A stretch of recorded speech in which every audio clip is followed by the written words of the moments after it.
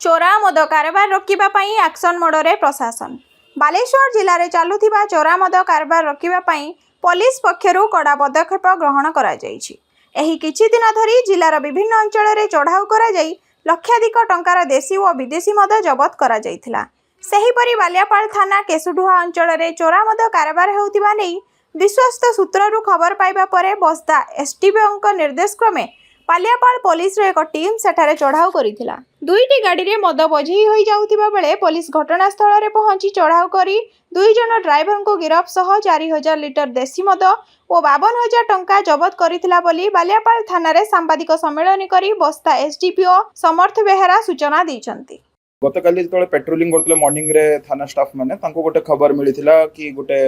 Mahindra Bolero and pickup रे किसी लोक आईडी लिकर को